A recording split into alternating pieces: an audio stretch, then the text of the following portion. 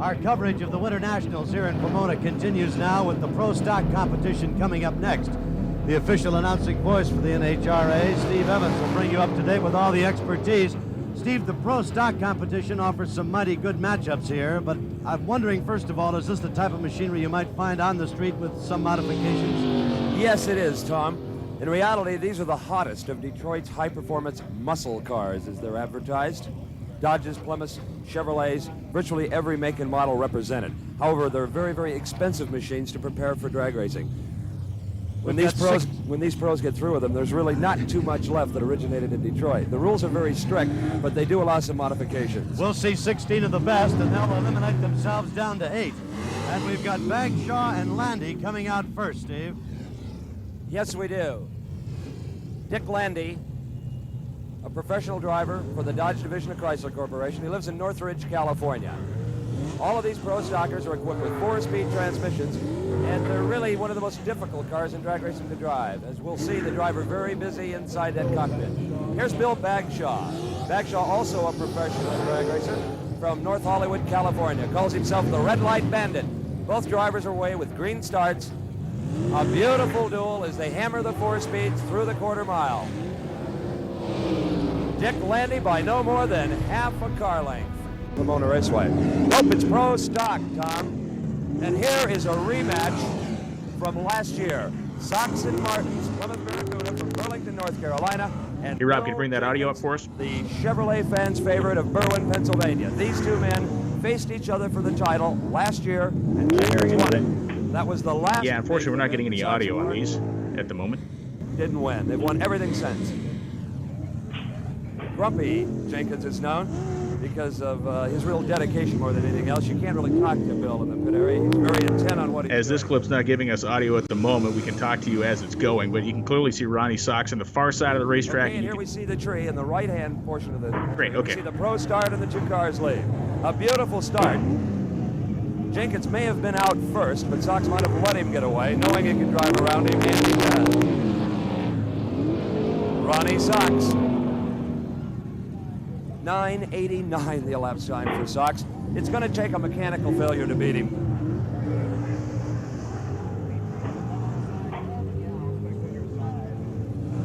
Okay, here is a replay of it. Another Pro Stock race. The action fast and furious, and from this vantage point, it's very difficult to get a hold of them sometime. In the left-hand lane, Akron Arlen Vanke from Akron, Ohio. Here in the tower lane, a Plymouth Barracuda to challenge him. Vanke is due for a major NHRA event win. He's been runner-up at 2 championships in 1970. He's got a race on his hands here. But he pulls it out. Arlen Vanke moving into the semifinals. Dick Landy in the tower lane. In the far lane is Wally Booth in a Chevrolet. Booth from Ohio, Landy from Northridge, California. The Chevrolet fans are on their feet. The Chrysler Corporation products have been ruling Pro Stock, but look at this, and they'll cheer for this one. Wally Booth. The crowd goes nuts. Wally Booth, the most successful Chevrolet here at the Winternationals thus far. 9:92, and here it is again. Wally Booth and Dick Landy, Booth in the far lane, and he's pulling away inch by inch. A full car length lead, and across the finish line. Wally Booth moving into the semifinals. We'll be back with more action from the 1971 Winternationals in just a moment. This race will feature our defending champion car, the Hawaiian of Roland Leong from Honolulu, Hawaii, and the machine just now having its body latched down, Big John Masmanian of Whittier, California, and his driver, Rich Sarunian, who is also his nephew. The Hawaiian being driven this year by young Butch Moss. Moss of Westminster, California. And you can bet just as soon as the snows melt in the east, this team will be headed out on their annual tour, appearing at drag strips all over the United States. That's how they make their living.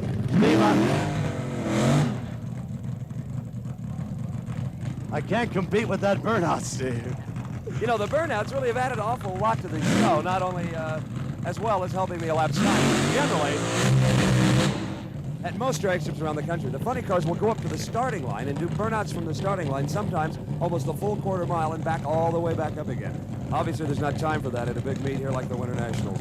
I was about to comment that at first glance, a funny car just looks like a strange automobile. And then you see the driver sitting right dead in the middle of it, just as if it were any other type of racing machine, and you realize that it's something more than just what you'd see on the city street. That's true, and even though there's nothing on these automobiles that's stock, not even the body, they're made out of very, very lightweight fiberglass. They're just because there's a strong product identity factor. The Chevy root for the Chevy funny cars, and the Ford for the Ford, and so forth.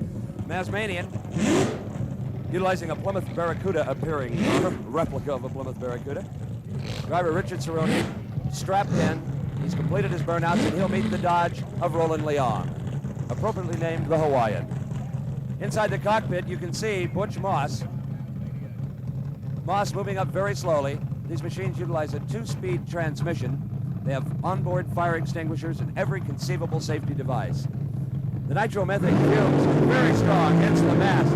An unbelievable wheel stand by Richard Cerrone. Moss blazes the tires to victory. You'll seldom see a funny car stand on the bumper like that, Tom.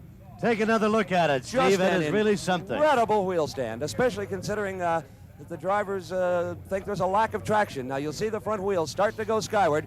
Cerrone not lifting at all. Rocks over, and it may bounce all the way up. There it goes. Almost all 4 wheels off the ground. It could have done some severe damage to that $20,000 car. Also, here's the camera on the starting line atop the NHRA control tower where the announcing, timing, and scoring is done. And this is Kenny Safford. Safford in the semifinal round will be meeting Jimmy King. King and Marshall from Providence, Rhode Island. I don't think that Safford ever felt he'd be in the semifinals. He took this ride from Larry Bowers at the very last moment. He's a funny car driver by occupation. He just didn't happen to have a ride right now. And there again we see the Bowers crew adding more fuel to Safford's tank. Now there may be some accusations later that that's some kind of secret sauce. But I believe it's just fuel just topping off the tank. That may also indicate that they're burning a very high percentage of nitromethane, because the higher percentage, the more volume you burn. Would you believe 4 gallons in one run? And it costs about $7.50 a gallon. Zooming in on the action, and here's a man who took no chances. He'd never been to a drag race. He wasn't sure what it was all about. That's our cameraman who just wants to make sure he hears Mother when she calls him for supper tonight, that's all. Kenny Safford anxiously awaiting the pro start. King and Marshall in the 4 lane. A good start. A beautiful race. King and Marshall, Kenny Safford, who won it? Kenny Safford, the win light flashing for Ken Safford. And here's the one the fans have been waiting for. Big Jim Dunn, a fireman from La Mirada, California. Goes about 240 pounds. Jammed into the cockpit of a AA fuel dragster. Dunn, the farthest he's ever gone in national competition was to runner-up here at the Winternationals some years ago, where he was defeated by the Hawaiian. The crew making a lot of hand signals to Dunn, trying to get him in the puddles of bleach. Garlett's already headed towards the starting line. Garlett's wearing not only does Garlett's have a rear-engine car, he's wearing a full-coverage helmet. The breather mask is hidden, and he peers through a window in the helmet. We've seen a lot of bike racers and Indianapolis racers use these helmets, but this is the first time we've seen one on a drag racer. Garlett's has had the best time in the top fuel, 6.7, and I think, Steve, you indicated he looked as though he really hasn't had to push it yet. These drivers are about the same age, in their middle 30s, and Dunn is going to have to get off the starting line first, based on their previous elapsed times. But getting out ahead of Garlett's is next to impossible. Oh, he really comes off that light, doesn't he? The incredible Don Garlett's. Dunn's motor lays down on him and he gives up. It was fruitless. 6:70, the elapsed time for Don Garlett's. Boy, he's consistent if nothing else. 6.72, 6.72, 6.8 in the original elimination, now 6.7. But only 209 miles an hour. He's going into the finals with a potential for a great deal more horsepower. Indeed. Kenny Safford has really got his work cut out for him. No question about it. Be quite a race to decide the top fuel eliminator. And here is Wally Booth. I guarantee you that if Wally Booth defeats Ronnie Sox with this independent, unsponsored Chevrolet, this place will be bedlam. Well, they both had some comparable times. Sox, to get to the finals, had a 9.85, and Booth a 9.87. Ronnie Sox was either winner or runner-up of every major NHRA event in 1970. Look at the crowd beginning to come on to watch them. Even the horseback officers are trying to get to a vantage point where they can see this race. Wally Booth, the crowd is being polled as to their favorites, and Booth outdrew Sox 3-1. But that's normal for the Chevrolets. They just seem to have more fans. Booth is staged. The biggest day in his drag racing career, the biggest moment. It's a green light start. Sox has an immediate advantage. The Chevrolet trying to catch him. He's not going to do it. No way. The king of Pro Stock. 986 for the Burlington, North Carolina team of Ronnie Sox and Buddy Martin. 141 miles per hour. And of course, a lot of the credit has to go to their mechanic, Jake King, and I'm sure Ronnie and Buddy will tell everyone that. The funny cars coming on to the staging area, and the Blue Hawaiian coming out first, I believe. And you were saying Butch Maz, this is his first trip in this car, that is first national competition? This is the first event in which he's competed with Roland Leong's Hawaiian. Butch was a top fuel driver, kind of an itinerant top fuel driver for a couple of years, 1 week in this car, 1 week in another car. Last year he went on the road with Tom McEwen as a mechanic, and he worked so hard, and he did so well that Don Perdome gave him a chance to drive his top fuel dragster. Butch did at the Supernationals and was the #1 qualifier. Roland Leong took a look at that and decided that just might be the boy for my new Hawaiian, and it proved to be a wise choice. Looks like a happy wedding between the driver and the car. There were funny cars, and that's that. They've got the Ram Chargers fired up. The Ram Chargers are legendary for building more horsepower than anybody else. The big difference and their big success has come from finally finding some reliability. They would always set low elapsed time, but the engines were like a grenade. The Hawaiian's ready. Somebody once said that the Ram Charger's car is like a gun. They put a bullet in it, the bullet's the motor, they shoot it, they put another bullet in it. They've been known to bring a whole truckload of motors and use a motor every run. Incredible guys.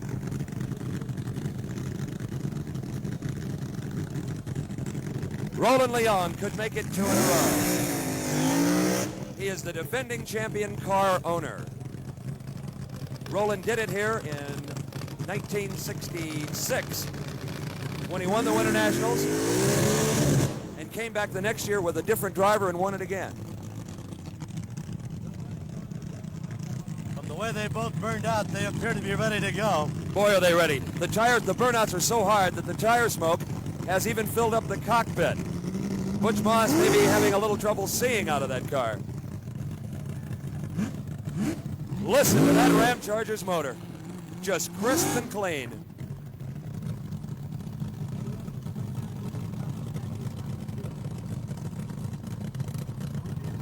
Moss hanging in the back, trying to get those extra burn-ins. I would imagine that pretty soon Buster is going to make him come to the starting line.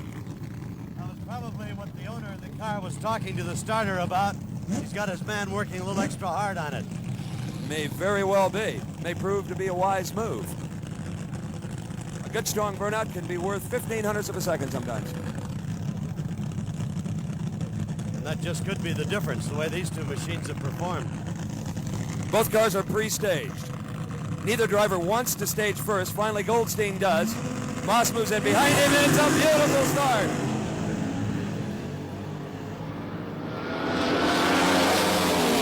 What a finish. The Hawaiian. Roland Leong makes it 2 in a row. The first big win ever for Butch Moss, the first time he drives the car. Boy, that is almost an Horatio Alger story. Low elapsed time of the event for funny cars, 6.93 seconds, 212 miles per hour. Here's the replay. You just can't make them any closer than that. Not hardly. One Not hardly. car length between them at 400 feet a second. The announcer right now is saying, ladies and gentlemen, Don Garlitz, and that's the only introduction he needs. The unique rear engine sensation.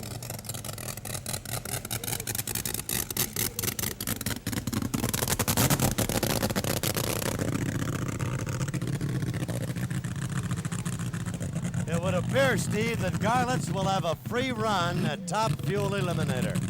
What a shame. After the sensational racing we've had, Larry Bowers and Kenny Safford not able to make the call. And it must have really been serious, because any Top Fuel owner in the pit area would have loaned them an engine, and you can change them in about 45 minutes. So it must have been something they discovered at the last minute. So we're sorry to say we're going to climax the Winternationals. And look at Garlits. He's already shaking hands, and he hasn't left the starting line. From Seffner, Florida. And believe me, after this win and this new rear engine dragster, he's the undisputed king.